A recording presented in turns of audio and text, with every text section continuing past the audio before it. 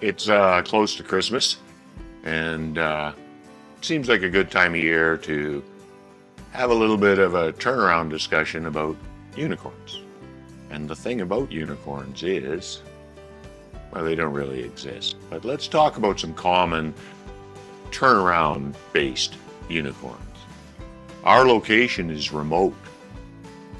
Okay, that we'll deal with that one first, because I've worked in a lot of remote locations, and I will say there's a recognizable logistics challenge, quite often unique to each individual remote site, that does need to be dealt with.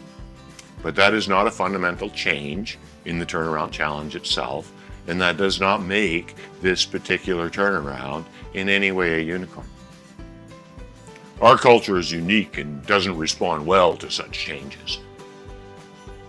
Okay, well, I'm not even necessarily always sure what they mean by what they're responding well to or not responding well to, but culture is a direct function of leadership and management, and the approach that leadership and management take. It's not a fundamental change in the nature of the turnaround challenge.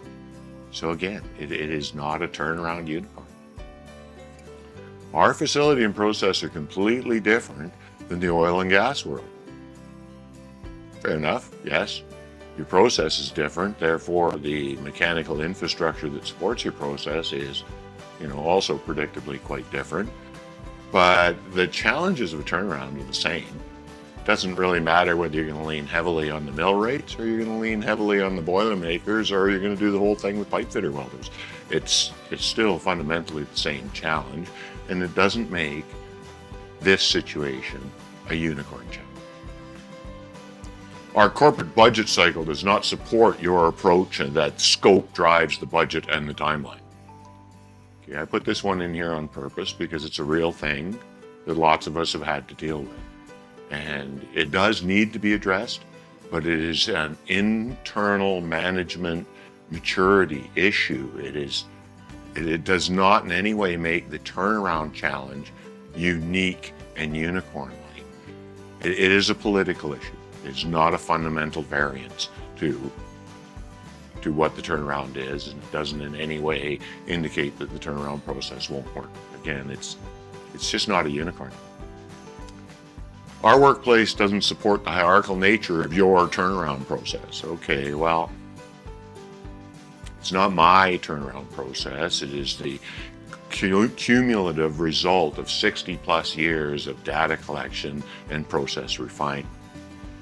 We do see, though, I'll be honest about that, we do see that there are some managerial structures, management structures that are put together in such a way that driving process compliance can present a challenge.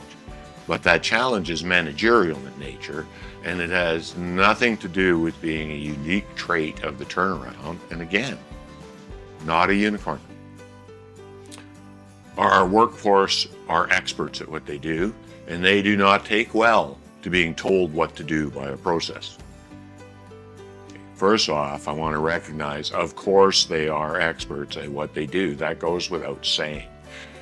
And one of the traits of true professional expertise is the recognition of the necessity to have solid processes behind what you're doing in order to drive collaborative behavior.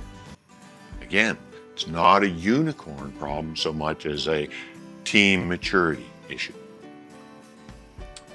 Our culture is to foster and promote the unique perspectives of our individual contributors. Yes, that's excellent. That's exactly how process-driven works.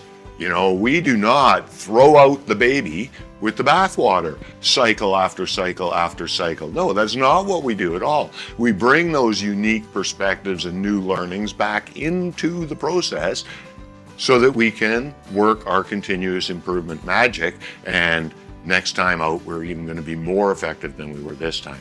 This, again, is not a unicorn. This is the mark of a team that is already on the road to excellence. So with those things being said, I do want to say a Merry Christmas from all of us here on Yellow Carpet Productions, and we're looking forward to ways that we can help you in the coming year. Merry Christmas. Talk to you in a bit.